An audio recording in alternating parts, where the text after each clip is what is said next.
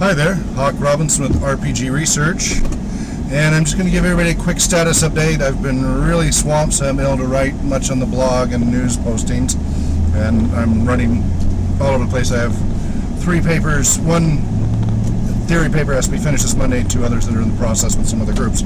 So not a whole lot of time, but I wanted to give a status update on how things went with the game for autism spectrum adults that was just a tabletop game using the 1940s Chicago mobster time period, and it was a leisure education goal of teaching them how to look up services like a civic theater and things like that in the town, in a city and such in 1940 Chicago. So it's using an adventure premise, but at the same time trying to teach them some skills.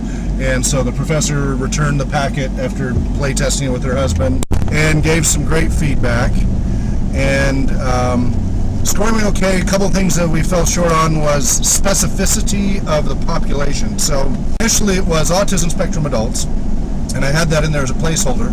And the last minute before submission, because of our previous class last quarter in program planning, you could either go on diagnosis premise or disability/functionality premise, and I had changed it to be more specific to functionality issues. So for example, social skills and things like that. And so I'd listed all the functionality issues that the game module should address, and unfortunately got docked for that because it should have just been autism spectrum adults. So that's useful feedback, and that's an easy fix, an easy tweak. The other part that she noted was that for somebody who has previous role-playing game experience, which was her husband, it was pretty easy to jump into it and run it and understand how to implement the goals that were suggested. If you were a recreation therapist specialist, an RTS, and you were brought in, and let's say somebody else had been running the game, and then you're brought in to continue because somebody's off that day, that the learning curve would be really too steep to quickly pick it up and run it. And it would have been really nice if it had been a scripted intro for somebody who has not run a role-playing game before, to be able to implement this recreational activity. So that will be a revision I make. Again, this was just a prototype, and it's on the website already at rpgresearch.com. If you go to the blog or the news settings, you'll see this little 1940s thing, and there's links to download the PDFs of it if you want to take a look at it. It's a simple D6 based system, just something I threw together. It's just the basics, and she really found it useful and helpful and learned a lot. This is her first exposure to a role-playing game. The professor has been a recreation therapist for many years. She's president of the Recreation Therapy Association of Washington State. She was in Florida for many years and worked with the prison system with recreation therapy with all kinds of populations and elsewhere. And she's really emphasizing evidence-based therapies. And so that's her focus, is to try to find ways to really specify and show the evidence. So besides the scripting, the other part was I had laid out general goals and then what was expected to be met, but she would have liked to see at each stage of the adventure, as they achieved each step of it, saying these goals should have been learned by the participants. They should be able to show that each step of the way. I kind of just had them at the beginning of the adventure and at the end of the adventure, and she would have liked to see each step of that adventure spell that out. She thinks that will be helpful to integrate that into there. Other than that, very positive feedback. She and her husband had a great time with it. She really enjoyed it. Real quick sanity check, because this is the first time, I've had this hypothesis for over 10 years now about using tabletop and other role-playing games as an educational and therapeutic intervention modality. This is the first time I've had one of the professors actually use it, test it, and have some input. And she definitely agreed that this has great potential as a recreation therapist, and she could see its use for many different populations, and it wouldn't be that hard to tweak. So for example, you take this adventure that was meant for autism spectrum adults, and with just very few tweaks then offer another packet, again scripted and with goals specified, for let's say traumatic brain injury recovery or depression or PTSD, and the core adventure could remain the same, but with some key mechanics added to address each of those populations, and then just spell out the goals each time. But again, for a first-time RTS who's not done RPG before, adding a bunch of scripting, really putting little boxes like the old school early AD&D, where you literally could just read straight from the module. You enter into a room, it's 10 foot by 10 foot. You see it has curtains hanging on the south wall and a window on the east wall, and there's 3 people, blah, blah, blah. The first person says to you, welcome, what can we do for you? And, just reading straight from it like that.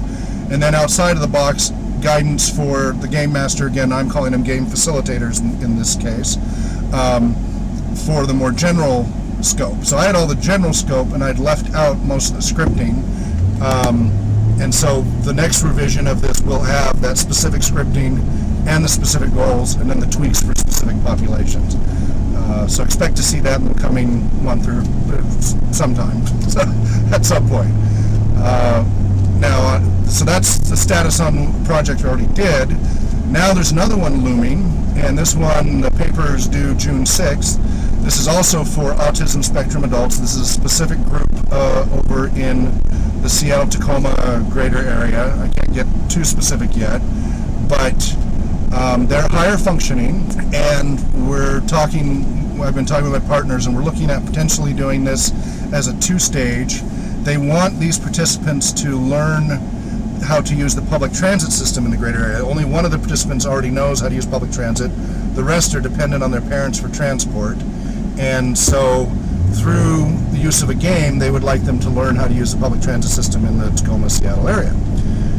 Turns out their interests are video games, comic books, sci-fi, things like that. Seems a pretty good match for a role-playing game approach. So this would be 2 phases. The first phase is a tabletop role-playing game to introduce them to, they would have a map of the area with an overlay or other maps of the public transit system, the schedules, etc., the buses in the area.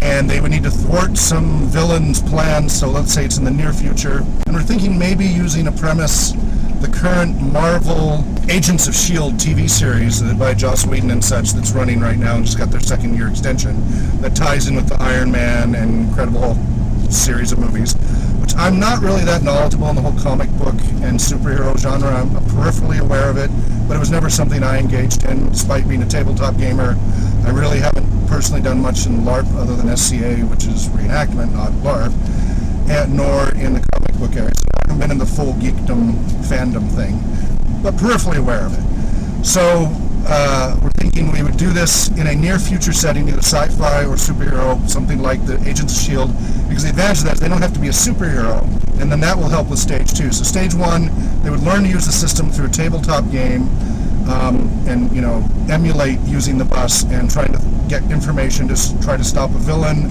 from spreading, let's say, a virus all over the city that will turn everybody into zombies, which, by the way, the Seattle-Tacoma area each year turns the city into a bunch of zombies. Doesn't have to coincide with that, but that would be a nice little twist if it did. Stage 2, at another session, before they finish stage 1, they would then plan their next session, which would be taking the bus from their homes to a gathering place where all the participants would meet, and then from there kind of go on a scavenger hunt, but basically unraveling clues and trying to thwart the villain's plans, and eventually so stage 2, then they will actually take the buses that they've now practiced doing through tabletop, and this would be the LARP stage, live action role-playing stage, in a non-combat format. So the non-combat format is this, kind of scavenger. They're going to unravel clues, they'll have printed papers, etc., and maybe one of the participants or one of the facilitators will act as the villain or NPCs that they're trying to get clues from, etc. So they won't need to dress up in costume, so they don't have to worry about showing up dressed up like a superhero or something like that going on the city buses. That would be a little freaky to have a dozen adults, teenage to adults, showing up on the buses all in superhero outfits. So keeping that in mind, they don't have to do that. They would play characters that would be like a news reporter or a librarian or a police detective, something like that. Something pretty straightforward and easy to apply. And so, but in so doing, they would then actually implement the knowledge that they'd learned from the tabletop stage of the public transit system.